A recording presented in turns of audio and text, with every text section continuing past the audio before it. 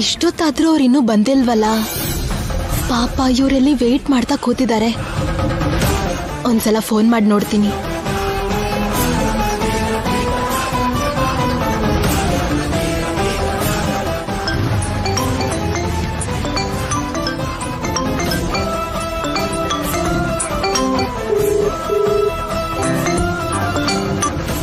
Hello Shyama. Hello, ಎಲ್ಲಿದ್ದೀರಾ ರೀ? ಇನ್ನೂ ಬಂದಿಲ್ಲ? ಬ್ಯಾಂಕಲ್ಲಿ ಜನ ಜಾಸ್ತಿ ಇದ್ದಾರಾ? ಇನ್ನು ನೀವು ಕ್ಯಾಶ್ ವಿತ್ಡ್ರಾ ಮಾಡಿಲ್ವಾ ಏನು? ಡ್ರಾ ಮಾಡಿದೆ ಶ್ಯಾಮಾ. ಆದ್ರೆ ಏನು ಏನಾಯ್ತು? ಯಾರೋ ಕಳ್ಳರು 5 ಲಕ್ಷ ಹೊಡ್ಕೊಂಡು ಓಡ್ ಹೋದ್ರು Shyama.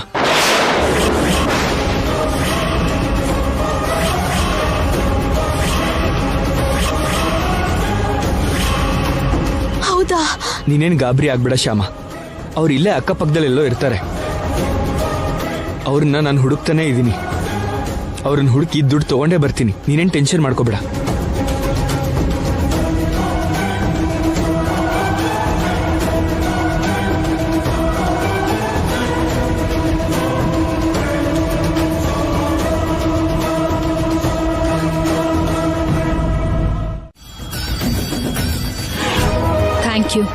Thank you very much. ಇಲ್ಲಿ ನೋಡಿ, ತಗೊಳ್ಳಿ. ಇದೇನ್ ಮೇಡಮ್, ಪ್ರತಿ ಸಲ ಕೊಡೋದಕ್ಕಿಂತ ಸ್ವಲ್ಪ ಜಾಸ್ತಿ ದುಡ್ಡೇ ಕೊಟ್ಟಿದ್ದೀರಾ. ನಿಮ್ ಕೆಲ್ಸನ ಇಷ್ಟಪಟ್ಟು ಡಬಲ್ ಪೇಮೆಂಟ್ ಕೊಟ್ಟಿದ್ದೀನಿ. ಅಖಿಲ್ ಬ್ಯಾಂಕಿಂದ ಬರ್ತಿರೋ ವಿಷಯ ನಿಮಗ್ ಗೊತ್ತು. ಈ ಬ್ಯಾಗಲ್ಲಿ ಕ್ಯಾಶ್ ಇದೆ ಅನ್ನೋ ವಿಷಯ ಕೂಡ ನಿಮಗ್ ಗೊತ್ತು. ನೀವ್ ಮನ್ಸ್ ಮಾಡಿದ್ರೆ ಈ 5 ಲಕ್ಷ ತಗೊಂಡು ಓಡ್ ಹೋಗ್ಬೋದಿತ್ತು. ನೀವ್ ಹಾಗೆ ಓಡ್ ಹೋಗಿದ್ರು ನಾನು ಏನೂ ಮಾಡಕ್ ಆಗ್ತಿರ್ಲಿಲ್ಲ. ಆದ್ರೂ ನೀವು ನಿಯತ್ತಾಗಿ 5 ಲಕ್ಷ ತಂದು ನನಗ್ ಕೊಟ್ರಿ. ಅದಕ್ಕೆ ನಿಮ್ಗೆ ಡಬಲ್ ಅಮೌಂಟ್ ಕೊಡ್ತಿದ್ದೀನಿ. ಮೇಡಮ್, ನಾವು ಹಾಗೆಲ್ಲ ಓಡೋಗೋಂಥವ್ರಲ್ಲ ಮೇಡಮ್. ಈ 5 ಲಕ್ಷಕ್ಕೋಸ್ಕರ ಆಸೆ ಪಟ್ಟು ನಾವೇನಾದ್ರೂ ತಪ್ಪು ಮಾಡಿದ್ರೆ ಮತ್ತೆ ನಮ್ಗೆ ಯಾರು ಕೆಲಸ ಕೊಡಲ್ಲ ಮೇಡಮ್. ನಮ್ ರೆಪ್ಯುಟೇಷನ್ ಹಾಳಾಗೋಗುತ್ತೆ ಮೇಡಮ್. ಮಾಡೋ ಕೆಲಸ ತಪ್ಪೇ ಆಗಿದ್ರು ನಿಯತ್ತಾಗಿ ನಡ್ಕೊಳ್ಳೋದು ನಮ್ಗೆ ಅಭ್ಯಾಸ ಆಗಿದೆ ಮೇಡಮ್. ಮತ್ತೆ ಏನಾದ್ರೂ ಕೆಲಸ ಇದ್ರೆ ಹೇಳ್ಕಳ್ಸಿ ಮೇಡಮ್, ತಕ್ಷಣ ಬಂದು ಕೆಲಸನ ಮುಗಿಸ್ಕೊಡ್ತೀವಿ. ಸರಿ, ತಪ್ಪದೆ ಕರೀತೀನಿ.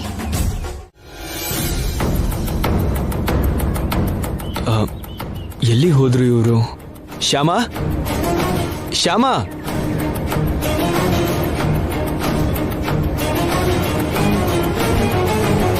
ಎಲ್ಲಿ ಶ್ಯಾಮಾ ಇವರು? ಅವ್ರು ಆಗ್ಲೇ ಹೋದ್ರು. ಹೊರಟು ಹೋದ್ರ? ದುಡ್ಡು ತಗೊಳ್ದಂಗೆ ಹೊರಟು ಹೋದ್ರ? ಅಂದ್ರೆ ಅದು ಬ್ಯಾಂಕ್ ಹತ್ರ ಕಳ್ತನ ಆಯ್ತು ಅಂತ ಹೇಳ್ದೆ. ಸ್ವಲ್ಪ ಟೈಮ್ ಬೇಕು ಅಂತ ಕೇಳಿದಕ್ಕೆ ಸರಿ ಅಂತ ಒಪ್ಕೊಂಡು ಹೊರಟು ಹೋದ್ರು. ಅವ್ರಿಗೆ ದುಡ್ಡು ತುಂಬಾ ಅರ್ಜೆಂಟ್ ಅಂದ್ರು. ನಾನು ಆಫೀಸಿಗೆ ತಂದ್ಕೊಡ್ತೀನಿ ಅಂದ್ರು ಕೂಡ ಅವ್ರು ಒಪ್ಕೊಳ್ಳಿಲ್ಲ. ದುಡ್ಡು ಕೊಡದೆ ಇದ್ರೆ ಇಲ್ಲಿಂದ ಹೋಗಲ್ಲ ಅಂತಂದವರು ಹೇಗ್ ಹೋಗ್ಬಿಟ್ರು? ಅವ್ರು ಹೇಗೋ ಹೋದ್ರಲ್ಲ ರೀ. ಇನ್ನು ನೀವು ಅವ್ರ ಬಗ್ಗೆ ಯೋಚನೆ ಮಾಡಬೇಡಿ. ಶ್ಯಾಮಾ, ನನಗೆ ಯಾಕೋ ನೀನು ಹೇಳಿದ್ದನ್ನ ನಂಬಕ್ ಆಗ್ತಾ ಇಲ್ಲ.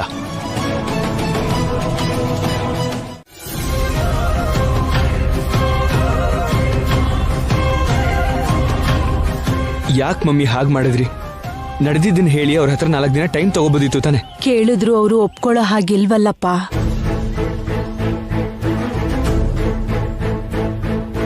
ಒಂದ್ ವೇಳೆ ಒಪ್ಕೊಂಡ್ರು 5 ಲಕ್ಷ ಎಲ್ಲಿಂದ ತಂದ್ಕೊಡೋದು?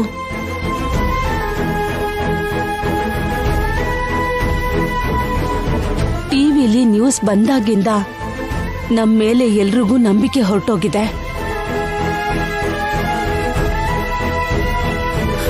ಹೀಗೆ ಸಾಲ ಕೊಟ್ಟೋರು ಮನೆ ಮುಂದೆ ಬಂದು ಕೂತ್ಕೊಂಡ್ರೆ ಇರೋ ಮಾನ ಮರ್ಯಾದೆ ಕೂಡ ಹೊರಟೋಗತ್ತೆ.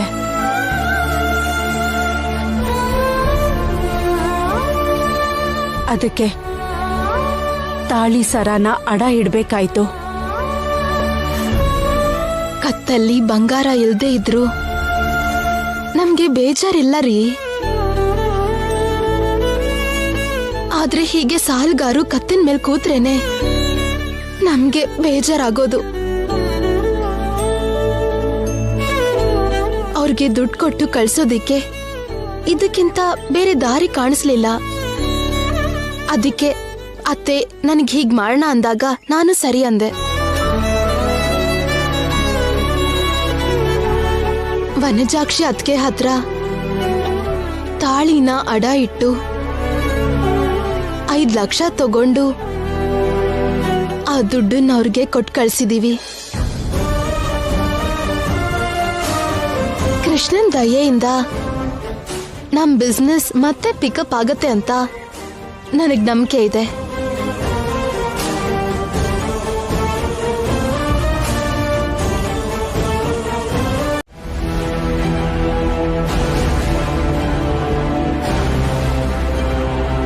ಮೇಡಮ್, ಆ ಆಪ್ ಡೆವಲಪರ್ಸ್ಗೆ 5 ಲಕ್ಷ ಕೊಟ್ರು ಅವರು. ಹೌದಾ? ಆಪ್ ಡೆವಲಪರ್ಸ್ಗೆ 5 ಲಕ್ಷ ಕೊಟ್ಬಿಟ್ರ ಅವರು? ಹೌದು ಮೇಡಮ್, ಕೊಟ್ರು. ಬ್ಯಾಂಕ್ ಇಂದ ಅಖಿಲ್ ಡ್ರಾ ಮಾಡಿರೋ ದುಡ್ಡನ್ನ ಕಳ್ತನ ಆಗೋ ಹಾಗೆ ಮಾಡದ್ನಲ್ಲ ನಾನು. ಮತ್ತವರು 5 ಲಕ್ಷ ಹೇಗ್ ಕೊಟ್ರು? ಈಗ ಅವ್ರಿಗೆ 5 ಲಕ್ಷ ರೂಪಾಯಿ ಎಲ್ಲಿಂದ ಸಿಕ್ಕಿದ್ದು? ನಾನೇ 5 ಲಕ್ಷ ಕೊಟ್ಟಿದ್ದೀನಿ ಅಂತ ಗೊತ್ತಾದ್ರೆ ನನ್ ಮೇಲೆ ಕೋಪ ಬರುತ್ತೆ. ಈ ಮೇಡಮ್ಗೆ ನಿಜ ಹೇಳ್ಬಾರ್ದು. ಕೇಳಿದ್ದು ನಿನ್ನೆ. ಅವ್ರಿಗೆ 5 ಲಕ್ಷ ಯಾರ್ ಕೊಟ್ಟಿದ್ದು? ಅಂದ್ರೆ ಮೇಡಮ್, ಅದು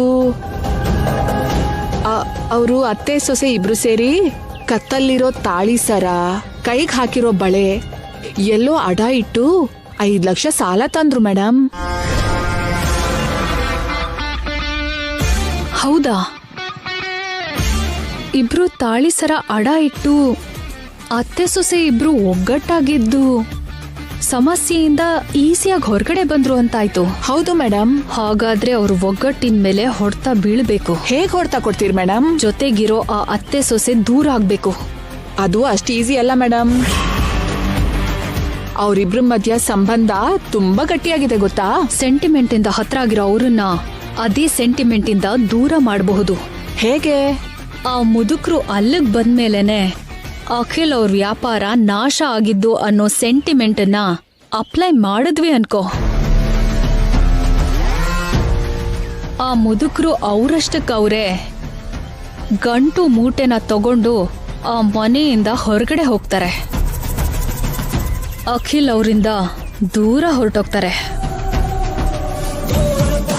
ಒಂಟಿ ಪಕ್ಷಿ ಹಾಗೆ, ದಿಕ್ಕಿಲ್ದಿರೋ ಹಕ್ಕಿ ಹಾಗೆ ಎಲ್ಲೆಲ್ಲೋ ತಿರುಗಿ ಯಾವತ್ತೋ ಎಲ್ಲೋ ನೆಲಸಮ ಆಗ್ತಾರೆ. ಹಾಗಾಗ್ಬೇಕು ಅಂದ್ರೆ ನೀನು ನಾನು ಹೇಳ್ದಾಗೆ ಮಾಡ್ಬೇಕು. ಹೇಳಿ ಮೇಡಮ್, ಏನ್ ಮಾಡ್ಲಿ ನಾನು? ಏನ್ ಮಾಡ್ಬೇಕು ಅಂದ್ರೆ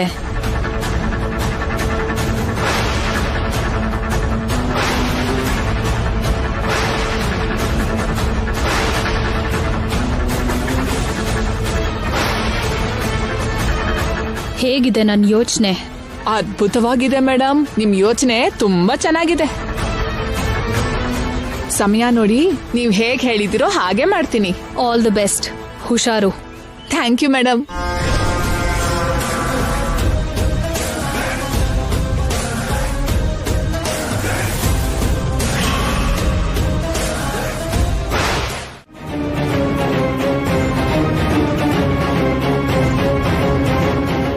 ಛೆ, ಅಂಥದ್ದೇನೋ ಆಗಲ್ಲ ಬಿಡು ಅತ್ಗೆ. ಹಾ ಹಾ ಹೌದು. ಆಗ ವೆಂಕಟ್ರಾವ್ ಅವ್ರ ವಿಷಯದಲ್ಲೂ ನೀನ್ ಹೀಗೆ ಹೇಳಿದ್ದೆ. ನೀನ್ ಹೇಳ್ದ ಹಾಗೆ ಆಗಿತ್ತು ನೋಡು.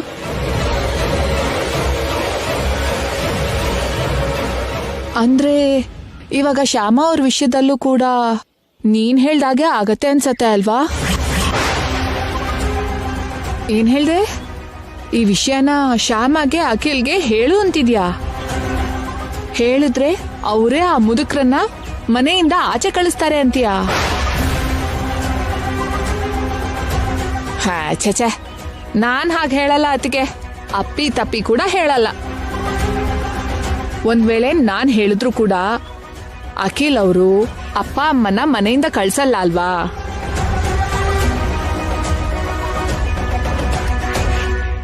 ಅಖಿಲ್ಗೆ ಅವ್ರ ಅಪ್ಪ ಅಮ್ಮ ಅಂದ್ರೆ ತುಂಬಾ ಪ್ರಾಣ. ಶ್ಯಾಮಗೆ ಅವ್ರ ಅತ್ತೆ ಮಾವ ಅಂದ್ರೆ ತುಂಬಾ ಗೌರವ. ಅವ್ರಿಗೆ ಎಷ್ಟು ಕಷ್ಟ ಬರುತ್ತೆ ಅಂತ ಗೊತ್ತಿದ್ರು ಕೂಡ ಅವರು ಆ ಮುದುಕ್ರನ್ನ ಅವ್ರ ಜೊತೆಗೆ ಇಟ್ಕೊಂಡಿರ್ತಾರೆ. ಆದ್ರೆ ಮನೆಯಿಂದ ಮಾತ್ರ ಖಂಡಿತವಾಗ್ಲೂ ಕಳ್ಸಲ್ಲ.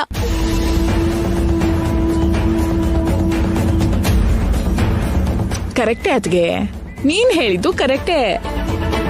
ಆ ವಯಸ್ಸಾದವ್ರೆ ಮಗ ಸೊಸೆಗಾಗ್ತಿರೋ ಕಷ್ಟ ನೋಡಿ ವಿಷಯ ಅರ್ಥ ಆಗಿ ತಮ್ ದರಿದ್ರ ಮಕ್ಳಿಗೆ ತಾಗಿದ್ರೆ ಅನ್ನೋ ಯೋಚನೆ ಅದಾಗದೆ ಅವ್ರಿಗೆ ಬಂದು ಅವರಷ್ಟಕ್ಕವರು ಹೋಗ್ಬೇಕಷ್ಟೆ.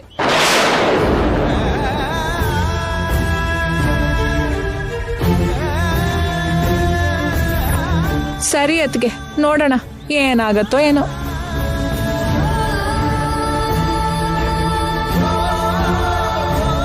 ಸರಿ ಇಡ್ತೀನಿ ಅತ್ಗೆ. ಹಾ,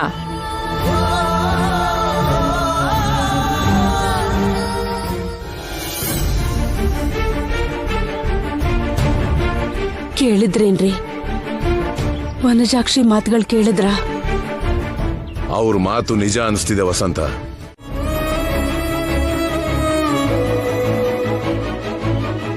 ಒಂದ್ ರೀತಿಲಿ ನಾವು ಶನಿ ತರ ನಿಮ್ಮನ್ನ ಆವರಿಸ್ಕೊಂಡಿದೀವಿ ಅನಿಸ್ತಿದೆ. ಅದಕ್ಕೆ ಹೊರಟೋಗೋಣ ಅನ್ಕೊಂಡಿದೀವಿ. ಏನ್ ಡ್ಯಾಡಿ ಇದು? ಏನ್ ಮಾತಾಡ್ತಾ ಇದೀರಾ ನೀವು?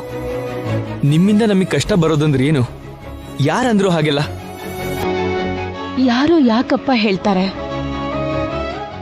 ಅದೇ ನಿಜ ಅಲ್ವಾ?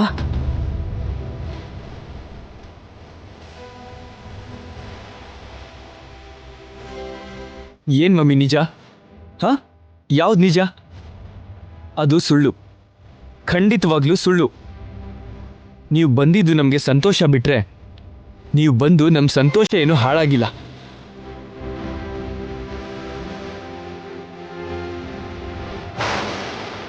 ಹೌದತ್ತೆ, ಆದಿ ದಂಪತಿ ಹಾಗೆ ನೀವಿಬ್ರು ನಮ್ ಕಣ್ಮುಂದೆ ಇದ್ರೆ ತಾನೇ ನಮಗೂ ಸಂತೋಷ ಆಗೋದು ಹೇಳಿ.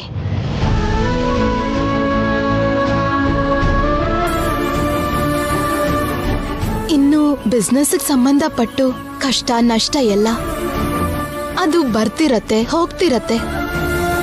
ಅದಕ್ಕೆ ನೀವ್ ಹೇಗ್ ಕಾರಣ ಆಗ್ತೀರಾ?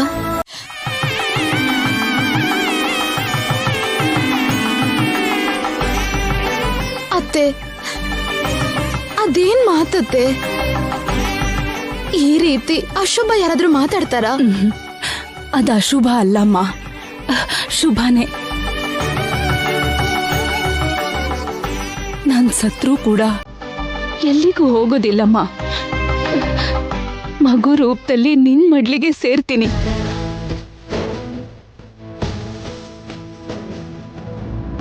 ನಿನ್ ಮಗು ಆಗಿ ಬದುಕೋದಕ್ಕೆ ಈ ಅತ್ತೆ ಈ ಕ್ಷಣದಲ್ಲಿ ಸತ್ರು ಪರವಾಗಿಲ್ಲ. ಚಿಕ್ಕ ಮಕ್ಳ ಹಾಗೆ ಮಾತಾಡೋ ನಿಮ್ ಮಾತನ್ ಕೇಳಿದ್ರೆ ಈಗ್ಲೂ ನೀವ್ ನನಗ್ ಮಗುನೇ ಅನ್ಸುತ್ತೆ ಅತ್ತೆ, ಮಗು ಹಾಗೆ ಅನ್ಸುತ್ತೆ.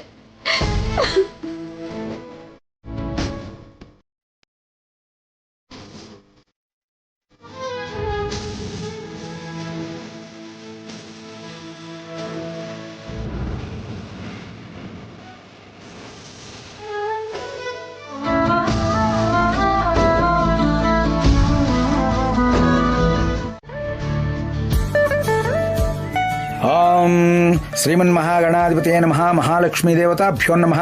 ಪಾರ್ವತಿ ಪರಮೇಶ್ವರಾಯ ನಮೋ ನಮಃ. ಶ್ರೀ ಪಾರ್ವತಿ ಪರಮೇಶ್ವರಾಯ ನಮೋ ನಮಃ. ತಗೊಳ್ಳಿ ಅಮ್ಮ.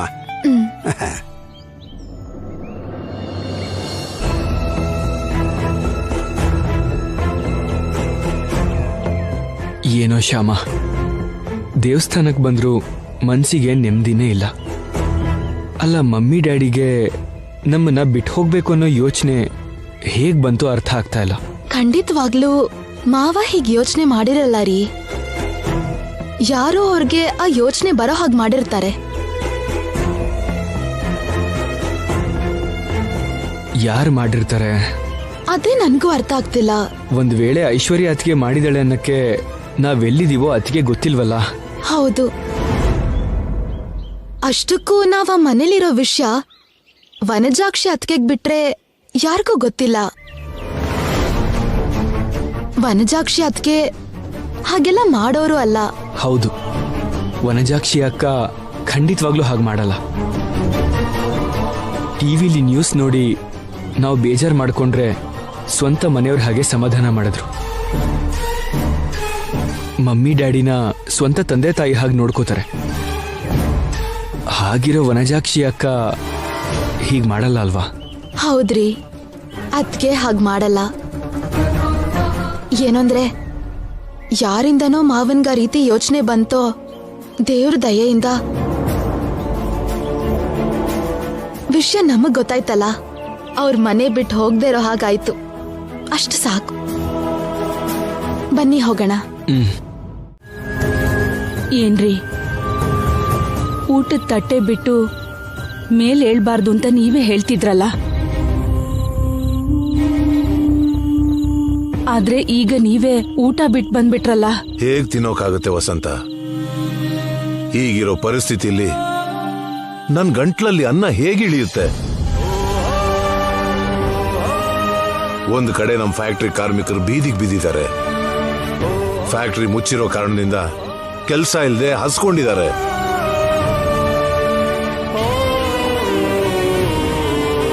ಮಕ್ಕಳು ಓದೋದನ್ನ ನಿಲ್ಲಿಸಿ ದಿಕ್ಕೆ ತೋಚದಿರೋ ಸ್ಥಿತಿಲಿದ್ದಾರೆ.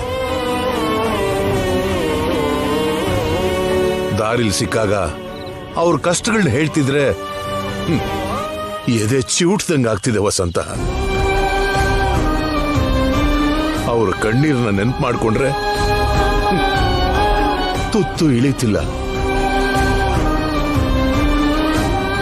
ಡ್ಯಾಡಿ, ನೀವು ಅದ್ರ ಬಗ್ಗೆ ನೊಂದ್ಕೊಳ್ಳೋ ಅವಶ್ಯಕತೆ ಇಲ್ಲ. ಮೊದಲು ಊಟ ಮಾಡಿ ಬನ್ನಿ. ನೊಂದ್ಕೊಳ್ಳೋ ಅಗತ್ಯ ಇಲ್ಲ ಅಂತೀಯಲ್ಲ ಅಖಿಲ್. ಅವ್ರು ಯಾರು? ನಂಬ್ಕೊಂಡು ಬದುಕ್ತಿರೋರು. ಅವ್ರ 5 ಬೆರಳು ಬಾಯಲ್ಲಿ ಹೋದ್ರೆ ತಾನೆ ನಾವು 3 ಕಾಲದವರೆಗೂ ಚೆನ್ನಾಗಿರೋದು.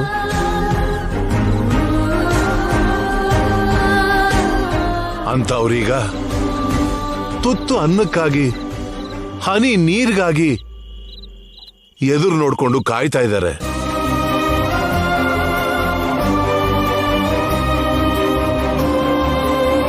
ಅವ್ರ ಬಗ್ಗೆ ಯೋಚನೆ ಮಾಡದೇ ಇದ್ರೆ ಹೇಗೆ ಅಖಿಲ್? ಕೋಮಾಲಿದ್ದಾಗ ಅವ್ರ ಬಗ್ಗೆ ಗೊತ್ತಿದ್ರು ನಾನೇನು ಮಾಡಕ್ಕಾಗ್ಲಿಲ್ಲ. ಕನಿಷ್ಠ ಈಗ್ಲಾದ್ರೂ ಏನೋ ಒಂದ್ ಮಾಡದೇ ಇದ್ರೆ ಈ ವರ್ಮನ್ ಜೀವನಕ್ಕೆ ಅರ್ಥನೇ ಇಲ್ಲ. ಬದುಕಿದ್ರು ಜೀವಂತ ಶವಕ್ ಸಮ. ಡ್ಯಾಡಿ,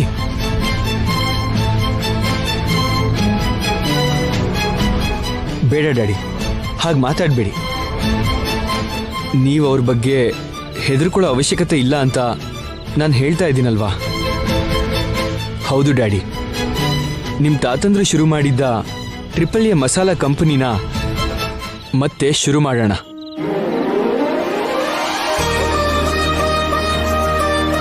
ಯಾರ್ದೋ ಕೈಗೆ ಸಿಕ್ಕಿ ನಾಶ ಆಗಿರೋ ನಮ್ಮ ಕಂಪನಿನ ಆದಷ್ಟು ಬೇಗ ಮತ್ತೆ ಶುರು ಮಾಡಿ ನೀವು ಊಹಿಸದೇ ಇರೋ ಸ್ಥಾನಕ್ಕೆ ತಗೊಂಡು ಹೋಗ್ತೀವಿ. ಹೌದು ಮಾವ. ಇಲ್ ನೋಡಿ ಮಾವ,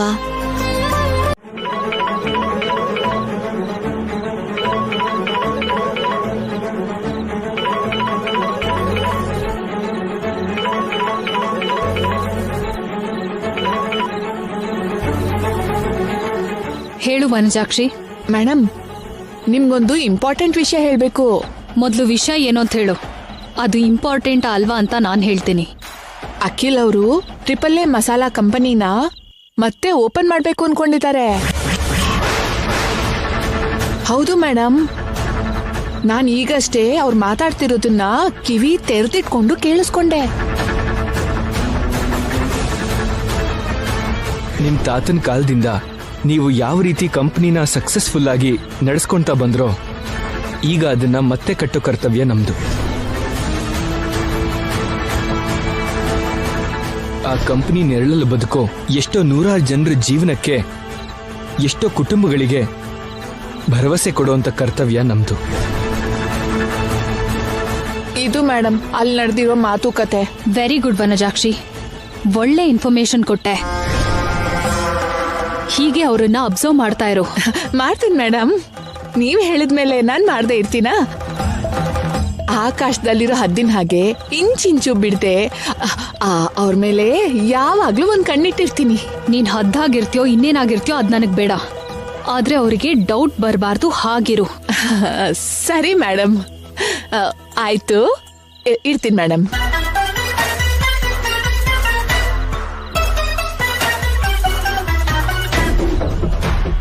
ಅವರು ಓಪನ್ ಮಾಡಬೇಕು ಅಂದ್ಕೊಂಡ ತಕ್ಷಣ ಓಪನ್ ಆಗುತ್ತಾ?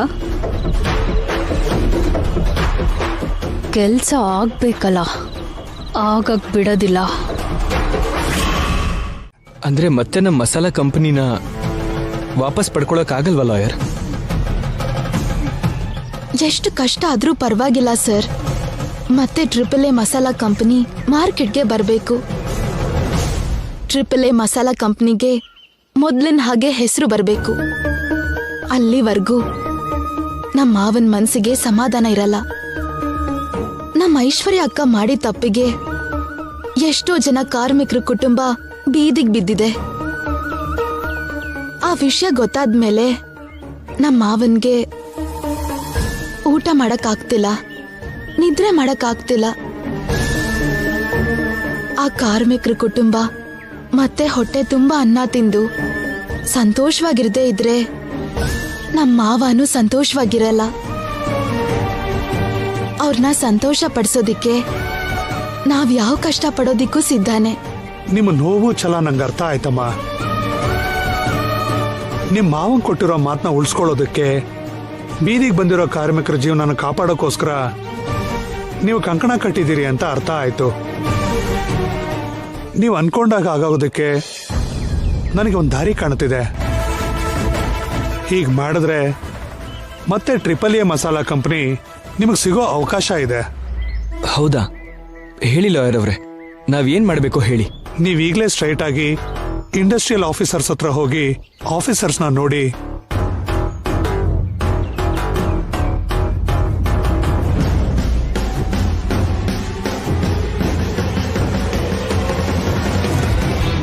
ಆಯ್ತು ಸರ್, ನೀವು ಹೇಳ್ದ ಹಾಗೆ ಮಾಡ್ತೀವಿ.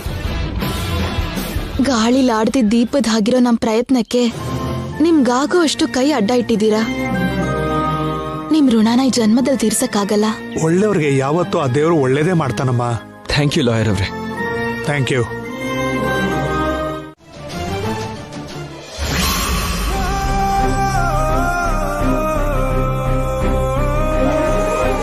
ಈಗಿಂದೀಗ್ಲೇ 10 ಲಕ್ಷ ಎಲ್ಲಿಂದ ತರೋದು ಶ್ಯಾಮ? ನಾನು ಅದೇ ಯೋಚನೆ ಮಾಡ್ತಿದ್ದೆ ರೀ. ನಿಮ್ ಫ್ರೆಂಡ್ಸ್ ಯಾರಿಗಾದ್ರೂ ಕಾಲ್ ಮಾಡಿ ಕೇಳ್ಬೋದಲ್ಲ? ಇಷ್ಟು ದಿನ ನಾನು ಯಾರ ಹತ್ರನೂ ಟಚ್ಚಲ್ಲಿಲ್ಲ. ಈಗ ಸಡನ್ ಆಗಿ ಫೋನ್ ಮಾಡಿ 10 ಲಕ್ಷ ಸಾಲ ಬೇಕು ಅಂದ್ರೆ ಕೊಡ್ತಾರೆ ಅಂತೀಯಾ? ನಮ್ ಪ್ರಯತ್ನ ನಾವು ಮಾಡ್ಬೇಕಲ್ಲ ರೀ. ಓಕೆ, ಟ್ರೈ ಮಾಡ್ತೀನಿ.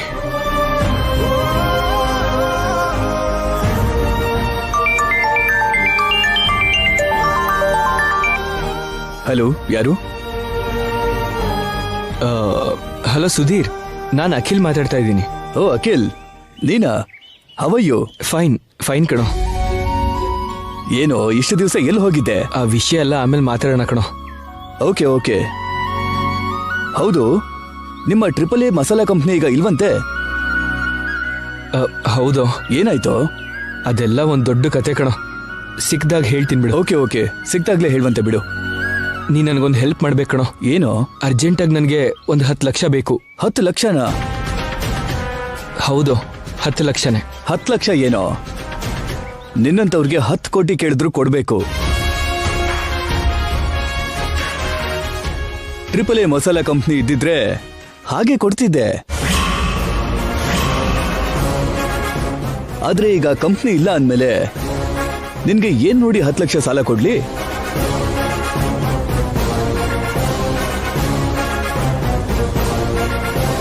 ಅದಲ್ದೆ ನಿಮ್ ಚರಿತ್ರೆನ ಪೂರ್ತಿ ಟಿವಿಲಿ ನೋಡಿದ್ನಲ್ಲ,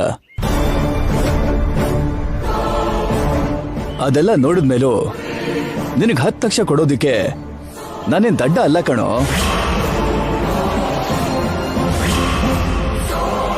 ಬೇಗ ನಮ್ಮ ಮಸಾಲಾ ಕಂಪ್ನಿ ಹೆಸರು ಮಾರ್ಕೆಟಲ್ಲಿ ಕೇಳಿಸೋ ಹಾಗೆ ಮಾಡ್ತೀವಿ ಅಂತ ಡ್ಯಾಡಿಗೆ ಮಾತು ಕೊಟ್ಟಿದ್ದೀವಿ. ಆ ಮಾತನ್ನು ಉಳಿಸ್ಕೋಬೇಕು ಅಂದ್ರೆ 10 ಲಕ್ಷ ಬೇಕು. ಈಗಿಂದೀಗ್ಲೇ 10 ಲಕ್ಷ ಸಂಪಾದನೆ ಮಾಡೋ ದಾರಿ ಏನು? ಅದನ್ನ ಯೋಚನೆ ಮಾಡಬೇಕು.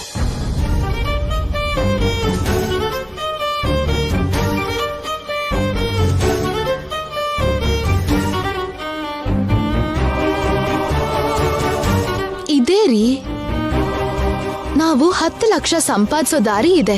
ಏನು ಶ್ಯಾಮ? ನಮ್ 4A ಬೈಕ್ ರೈಡ್ ಕಂಪನಿನೇ ನಮ್ಗೆ 10 ಲಕ್ಷ ಸಂಪಾದನೆ ಕೊಡುತ್ತೆ. ಆ ಬೈಕ್ ರೈಡ್ ಕಂಪನಿ ಮಾಡಿ ಕಡಿಮೆ ಟೈಮಲ್ಲಿ ಹೆಚ್ಚು ಹೆಸರು ಮಾಡಿದೀವಿ. ಇಂಥ ಪರಿಸ್ಥಿತಿಲಿ ಅದನ್ನ ಮಾರ್ತೀವಿ ಅಂದ್ರೆ 15 ಲಕ್ಷ ಕೊಟ್ಟು ತಗೊಳಕ್ಕೆ ತುಂಬಾ ಜನ ಮುಂದೆ ಬರ್ತಾರೆ. ಅದೇನೋ ನಿಜಾನೇ ಶ್ಯಾಮ, ಆದ್ರೆ ಒಳ್ಳೆ ಲಾಭ ಬರ್ತಿರೋ ಆ ಕಂಪ್ನಿನ ಮಾರೋದು. ಮಾವನ್ ಕೊಟ್ಟಿರೋ ಮಾತ್ಗಿಂತ ನಮ್ಗೆ ಲಾಭ ಮುಖ್ಯ ಅಲ್ವಲ್ಲ? 100% ಅಲ್ಲ ಶ್ಯಾಮ, 100% ಅಲ್ಲ. ಡ್ಯಾಡಿಗೆ ನಾವು ಕೊಟ್ಟಿರೋ ಮಾತಿಗಿಂತ, ಡ್ಯಾಡಿ ಆಸೆ ಆಕಾಂಕ್ಷೆಗಳಿಗಿಂತ ನಮ್ಗೆ ಲಾಭ ಮುಖ್ಯ ಅಲ್ಲ. ಡ್ಯಾಡಿ ಅಂದ್ಕೊಂಡ ಹಾಗೇನೆ ಎಷ್ಟು ಬೇಗ ಆಗುತ್ತೋ ಅಷ್ಟು ಬೇಗ ನಮ್ಮ ಮಸಾಲ ಕಂಪನಿನ ಮಾರ್ಕೆಟಿಗೆ ತಗೊಂಡ್ಬರ್ಬೇಕು. ಡ್ಯಾಡಿ ಅಂದ್ಕೊಂಡ ಹಾಗೆ ಬೀದಿಗೆ ಬಂದಿರೋ ನಮ್ಮ ಕಾರ್ಮಿಕರು ಎಲ್ಲರನ್ನೂ ವಾಪಸ್ ಫ್ಯಾಕ್ಟ್ರಿ ಒಳಗೆ ಕರ್ಕೊಂಡ್ಬರ್ಬೇಕು. ಹಾಗೆ ಮಾಡಿದ್ರೇನೆ ಮಮ್ಮಿ ಡ್ಯಾಡಿಗೆ ಖುಷಿ ಆಗೋದು. ಮಾರೋಣ, ನಮ್ಮ 4A ಬೈಕ್ ರೈಡ್ ಕಂಪನಿನ ತಕ್ಷಣ ಮಾರ್ಬಿಡೋಣ. ಇವತ್ತು ನಾಳೆನೋ ಪೇಪರಲ್ಲಿ ಆ್ಯಡ್ ಕೊಡೋಣ, ಕಂಪ್ನಿನ ಮಾರ್ತಿದೀವಿ ಅಂತ. ಅದೇನ್ ಬೇಕಾಗಿಲ್ಲ ರೀ. ನಮ್ ಆಪ್ ನ ಡಿಸೈನ್ ಮಾಡಿರೋರೆ ನಮ್ಗೆ ಪಾರ್ಟ್ನರ್ಶಿಪ್ ಬೇಕು ಅಂತ ಅವತ್ ಕೇಳಿದ್ರಲ್ಲ. ಹೌದು, ಅವರೇ ತಗೋತಾರೇನೋ ಅಂತ ಕೇಳೋಣ. ಗುಡ್ ಐಡಿಯಾ ಶ್ಯಾಮ, ಡೆಫಿನೆಟ್ಲಿ ಅವ್ರು ತಗೋತಾರೆ. ಅವ್ರಿಗೆ ಫೋನ್ ಮಾಡ್ತೀನಿ ಇರು.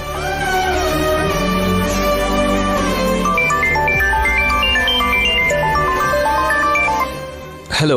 ಹಲೋ, ನಮಸ್ತೆ ಅಖಿಲ್ ಅವರೇ. ನಮಸ್ತೆ ಸರ್. ನಿಮ್ ಜೊತೆ ಅರ್ಜೆಂಟಾಗಿ ಒಂದು ವಿಷಯ ಮಾತಾಡಬೇಕು. ಹೇಳಿ ಸರ್. ಫೋನಲ್ಲಿ ಡಿಸ್ಕಸ್ ಮಾಡೋದಲ್ಲ ಸರ್, ಮೀಟ್ ಮಾಡಿ ಮಾತಾಡೋಣ. ಯಾವಾಗ ಸಿಗೋಣ, ಎಲ್ಲಿ ಸಿಗೋಣ ಅಂತ ನೀವೇ ಹೇಳಿ. ಇವತ್ತು ಸ್ವಲ್ಪ ಬಿಸಿ ಇದ್ದೀನಿ, ನಾಳೆ ಮಾತಾಡೋಣವಾ? No problem. ನಾಳೆ ಟೈಮ್ ಮತ್ತೆ ಲೊಕೇಶನ್ ನಿಮಗೆ ಸೆಂಡ್ ಮಾಡ್ತೀನಿ. ಆ ಟೈಮಲ್ಲಿ ಅಲ್ಲಿ ಮೀಟ್ ಆಗೋಣ sir. Okay sir, thank you very much. ಏನಂತೆ? ನಾಳೆಯಿಂದ ನಮಗೆ ಒಳ್ಳೆ ದಿನ ಶುರುವಾಗುತ್ತೆ. ಎಲ್ಲ ಆ ಕೃಷ್ಣನ್ ದಯೆ. ಬನ್ನಿ ನಡಿ. ಯಾರು ನೀವು? ಯಾರನ್ನ ನೋಡ್ಬೇಕು ಸರ್? ಕ್ವಾಲಿಟಿ ಇನ್ಸ್ಪೆಕ್ಟರ್ನ ನೋಡಬೇಕು. ಸಾರಿ ಸರ್, ಸಾರ್ ಈಗ ಬಿಸಿ ಇದ್ದಾರೆ. ನಾವೊಂದು ಇಂಪಾರ್ಟೆಂಟ್ ಕೆಲಸದ ಮೇಲೆ ಬಂದಿದ್ದೀವಿ. ಏನೇ ಇದ್ರು ಸರಿ, ನಾಳೆ ಬನ್ನಿ. ಇಂಪಾರ್ಟೆಂಟ್ ಕೆಲಸ ಅಂತ ಹೇಳ್ತಿದ್ರೆ ನಾಳೆ ಬನ್ನಿ ಅಂತಿರಲ್ಲ. ಫಸ್ಟೇ ಪರ್ಮಿಷನ್ ತಗೊಳ್ಳದೆ ಸಡನ್ಲಿ ಕಳ್ಸಕ್ ಆಗಲ್ಲ ಸರ್.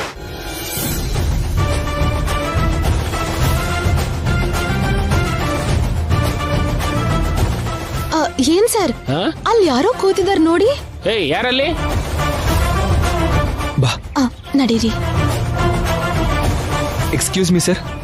ಯಾರು ಕಳಿಸಿದ್ ನಿಮ್ಮನ್ನ? ನಾವು AAA ಮಸಾಲ ಕಂಪನಿಯಿಂದ ಬಂದಿದ್ದು. ನಾನು ಆನಂದ ಗಜಪತಿ ವರ್ಮಾ ಅವರ ಮಗ. ಓಹ್, ಹೌದಾ? ನಮಸ್ಕಾರ ಸರ್. ನಮಸ್ತೆ. She is my wife. ನಮಸ್ತೆ ಮೇಡಮ್, ಕೂತ್ಕೊಳ್ಳಿ. ಕೂತ್ಕೋ.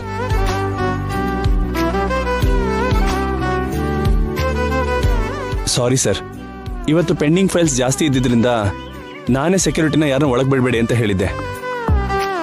ನಿಮ್ಗೆ ಏನಾದ್ರು ತೊಂದರೆ ಆಗಿದ್ರೆ ಸಾರಿ. ನೀವೇ ಅಂತ ಗೊತ್ತಿದ್ರೆ ಹೀಗೆಲ್ಲ ಆಗ್ತಿರ್ಲಿಲ್ಲ. It's okay sir. ನಿಮಗೆ AAA ಮಸಾಲ ಕಂಪ್ನಿ ಬಗ್ಗೆ ಗೊತ್ತಾ ಸರ್? ಅಯ್ಯೋ, ಅದು ಗೊತ್ತಿಲ್ದಿರೋರು ಯಾರು ಇರ್ತಾರೆ ಹೇಳಿ? ನಿನ್ನೆ ಮೊನ್ನೆವರೆಗೂ ಅದು ಪ್ರತಿ ಮನೆ ಅಡಿಗೆ ಮನೆಯಲ್ಲೂ ತಪ್ಪದೇ ಇರ್ತಿದ್ದಂಥ ವಸ್ತು. AAA ಮಸಾಲ ಅನ್ನೋದು ಪ್ರತಿಯೊಬ್ಬರ ದಿನನಿತ್ಯದ ಆಹಾರದಲ್ಲೂ ಪ್ರತಿಯೊಬ್ಬರ ಜೀವನದಲ್ಲೂ ಒಂದು ಭಾಗ ಸರ್. ಆದ್ರೆ ನನಗದು ಜೀವನನೇ ಕೊಡ್ತು ಸರ್. ಅದೇನ್ ಸರ್? ಹೌದು ಮೇಡಮ್. ನಮ್ಮ ತಂದೆ ಯಾರು ಅಂತ ಗೊತ್ತಾ? AAA ಮಸಾಲ ಕಂಪ್ನಿಲಿ ಒಬ್ರು worker. Oh, yes sir. The great Anand Varma ಶುರು ಮಾಡಿದಂತ AAA ಮಸಾಲ ಕಂಪ್ನಿನಲ್ಲಿ ಒಬ್ಬ ದಿನಗೂಲಿ ಕಾರ್ಮಿಕ. ನಮ್ಮ ತಂದೆ ಹೆಸರು ರಂಗಾರಾವ್. ನಾನಿವತ್ತು ಈ ಸ್ಥಾನದಲ್ಲಿದ್ದೀನಿ ಅಂದ್ರೆ ಅದಕ್ಕೆ ನಿಮ್ಮ ಕಂಪ್ನಿನೇ ಸರ್ ಕಾರಣ. ಅದು ನಾನು ಹೆಮ್ಮೆಯಿಂದ ಹೇಳ್ಕೊತೀನಿ. ಯಾಕೆ ಅಂದ್ರೆ ಅದೇ ನಮಗೆ ಅನ್ನ ಹಾಕಿದ್ದು. ನಾವು ಪೂರ್ತಿಯಾಗಿ ನಿರ್ಗತಿಕರಾಗಿದ್ದಾಗ ಆ ಕಂಪ್ನಿನೇ ನಮಗೆ ಸಹಾಯ ಮಾಡಿದ್ದು. ನಮ್ಮ ತಂದೆ ಕೊಡ್ತಿದ್ದ ಸಂಬಳನ ಬಿಟ್ಟು ನಾನು ಓದಿಗೆ ಅಂತ ಸ್ಕೂಲ್ ಫೀಸು, ಕಾಲೇಜ್ ಫೀಸು ಎಲ್ಲ ನಿಮ್ಮ ತಂದೆನೇ ಕಟ್ತಾ ಇದ್ರು. ನಾನೊಬ್ಬನೇ ಅಲ್ಲ ಸರ್, ಆ ಕಂಪ್ನಿಲಿ ಕೆಲಸ ಮಾಡ್ತಿದ್ದಂಥ ಪ್ರತಿಯೊಬ್ಬ ಕಾರ್ಮಿಕರನ್ನು ತನ್ನ ಸ್ವಂತ ಕುಟುಂಬದ ಹಾಗೆ ನೋಡ್ಕೊಂಡಿದ್ದಾರೆ. ಎಲ್ರಿಗೂ ಕೆಲಸ ಕೊಟ್ಟು ಎಲ್ರಿಗೂ ಒಂದು ದಾರಿ ತೋರಿಸಿದ್ದಾರೆ. ಸರ್, ನೀವು ನಮ್ಮ ಡ್ಯಾಡಿ ಬಗ್ಗೆ, ನಮ್ಮ ಕಂಪನಿ ಬಗ್ಗೆ ಇಷ್ಟು ಎಮೋಷ್ನಲ್ ಆಗಿ, ಇಷ್ಟು ದೊಡ್ಡದಾಗಿ ಹೇಳ್ತಾ